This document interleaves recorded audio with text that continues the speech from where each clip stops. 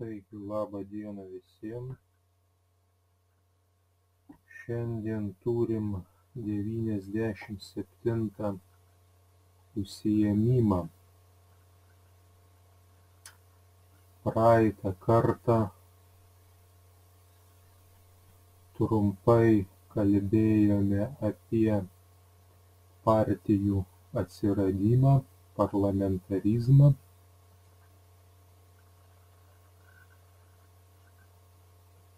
Šį kartą pakalbėsime apie darbininkų judėjimą. Pirmiausiai apie darbininkų socialinę padėtį. Taigi pramonės revoliucija labai pakeitė ankstesnę luominę visuomenę. Feodalizmo epochoje dauguma žmonių gyveno kaime ir vertėsi žemės ūkiu, o vykstant industrializacijai 80% žmonių apsigyveno miestuose.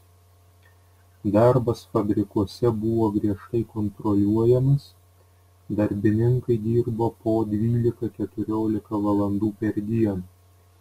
Iš jų buvo reikalaujama besąlygiškai paklusti. Dėl darbo jėgos pertekliaus darbo rinkoje ir konkurencijos įmonių savininkai galėjo mokėti minimalius atlyginimus. Dėl to socializmo pradininkams atrodė, kad visuomenė galutinai suskilo į dvi klases – kapitalistus ir proletariatą.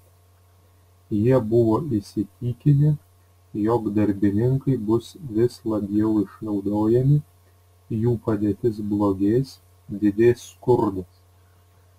Vienas neigiamų pramonės revoliucijos padarinių buvo tai, kad paplito moterų ir vaikų išnaudojimas.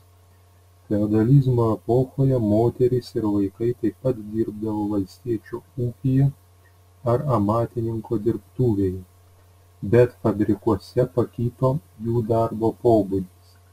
Moterys ir vaikai, nors jų darbo diena būdavo gerokai ilgesnė nei vyrų, uždirbdavo žymiai mažiau. Ketvirtame XIX amžiaus dešimtmetyje, atsižvelgiant į visuomenės nepasitenkinimą ir kritiką, Anglijoje priimti pirmieji fabrikų įstatymai, kuriuose moterų ir vaikų darbas buvo apribotas, sutrumpintas jų darbo laikas. Prūsijoje pirmieji moterų ir vaikų darbą apribojantys įstatymai buvo priimti 1839 ir 1853 metais. Fabrikuose, kur darbo sąlygos ypatingai kenksmingos, moterims ir vaikams dirbti buvo uždrausta. Pamažu teigiama linkme keitėsi materialinės darbininkų gyvenimo sąlygos. Iki XIX amžiaus vidurio Anglijos darbininkai 70% uždarbio turėdavo skirti tik maistui.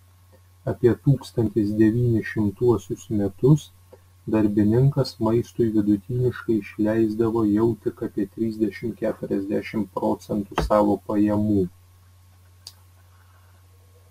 Apie mašinų daužymą ir organizuotą kovą.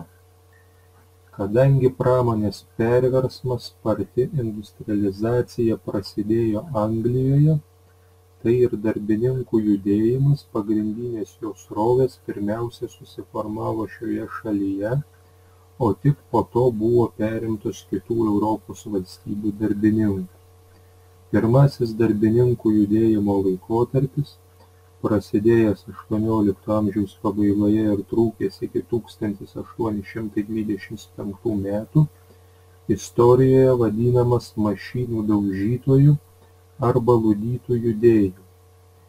Tokį pavadinimą jis gavo nuo anglų darbininko Ludo, XVIII amžiaus pabaigoje sudaužiusio mezgimo mašiną. XVIII amžiaus pabaigoje, XIX amžiaus pradžioje Anglijos darbininkai, manydami, kad dėl pablogėjusios jų socialinės padėties kaltos mašinos, dažnai jas naikindavo ir gadindavo.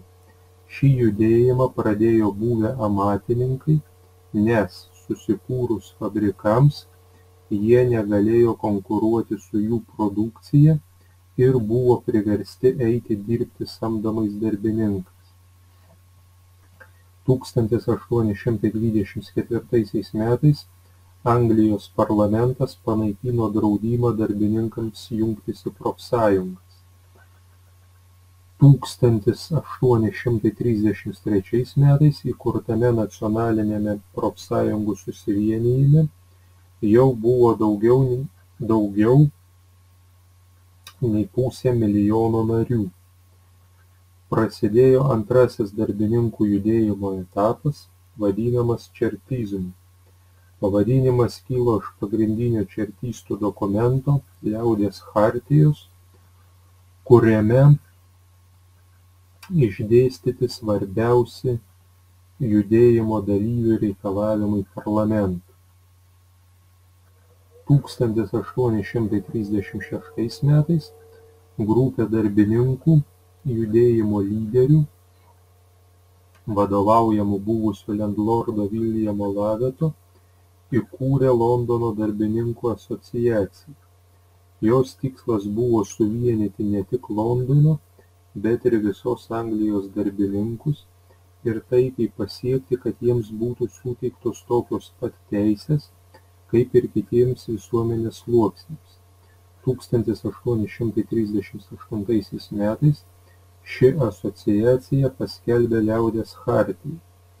Joje buvo reikalaujama Anglijos parlamentą rinkti vieniems metams, suteikti visuotinę rinkimų teisę vyrams, panaikinti turto cenzą kandidatams į parlamentą, visus rinkėjus suskirstyti į vienodas rinkimų apygardas, įvesti slaptą balsavimą, mokėti deputatams algas, kad ir nepasiturintieji galėtų dirbti parlamente.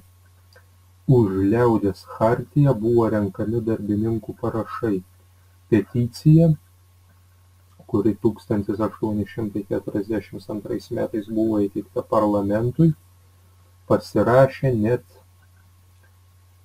3 milijonai žmonių. Nors Liaudies chartijoje iškeltus reikalavimus Anglijos parlamentas atmetė, jis buvo priverstas imtis kitų reformų.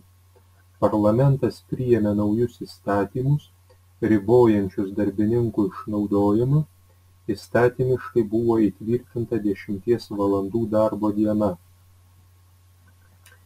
Kitose Europos šalyse, pirmiausiai Prancūzijoje ir Vokietijoje, darbininkų judėjimo formos ir etapai buvo panašūs į Anglijos proletariato kovos etapus. Šiose šalyse prasidėjus pramonės revoliucijai, pirmiausiai kilo mašinų daužytojų judėjimas, ryškiausiai pasireiškęs Liono verpimo fabrikuose ir Silezijos audėjų sukilimuose. Bet priešingai nei Anglijoje, Vokietijos, o ypač Prancūzijos darbininkų judėjimas labiau pasireiškė ginkluota kova. Dėl valdančiųjų klasių nesugebėjimo imtis būtinų reformų kilo 1830–1848 metų revoliucijos, 1871 metų Paryžiaus komunų. Klausimai ir užduotys. Pirma, trumpai papasakokite apie darbininkų socialinę padėtį. Kaip pasikeitė darbininkų gyvenimo sąlygos mieste. Pasakokite ir atsakykite remdamiesi pateiktą medžiagą ir žiniomis.